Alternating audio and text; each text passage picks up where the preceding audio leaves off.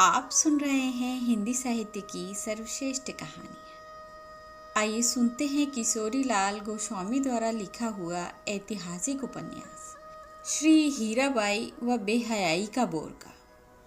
पहला परिच्छेद। अत्याचार।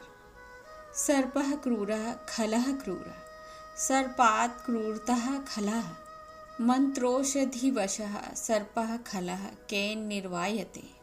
दिल्ली का जालिम बादशाह अलाउद्दीन खिलजी, जो अपने बूढ़े और नेक चचा जलालुद्दीन फिरोज खिलजी को धोखा दे और उसे अपनी आंखों के सामने मरवाकर सन 1295 ईस्वी आप दिल्ली का बादशाह बन बैठा था।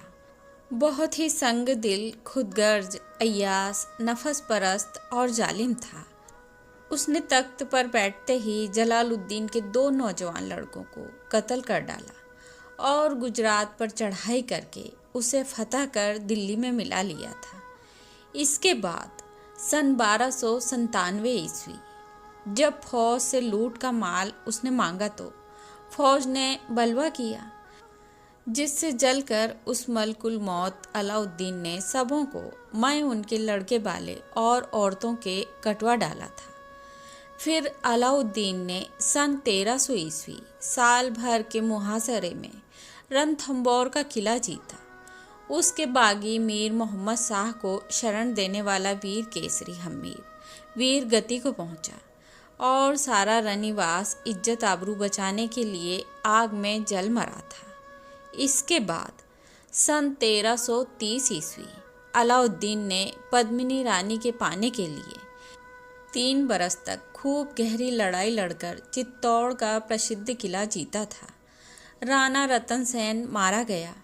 पद्मिनी रानी धर्म बचाने की इच्छा से अपनी सहेलियों के साथ महल के अंदर चिता में जल गईं और दुराचारी अलाउद्दीन यह देख अपना सा मुंह ले कलेजा मसोस कर रह गया था। बेहयाई का बोरका। दूसरा परिच्छेद। छुटकारा। दुर्जनम प्रथमं वंदे सज्जनम तदंतरम मुख प्रक्षालनात् पूर्वम पाद प्रक्षालनम वरम। जब अलाउद्दीन का चचा जलालुद्दीन जीता था, उसी समय में सन 1294 ईस्वी अलाउद्दीन ने 8000 सवारों के साथ दक्षिण के इलाके पर चढ़ाई की थी। उस समय उसने देवगढ़ के राजा रामदेव को जा घेरा था और बहुत सा सोना, चांदी और जवाहरात लेकर तब उसका पिंड छोड़ा था, बल्कि कुछ सालाना नजराना उससे मुकर्रर कर लिया था।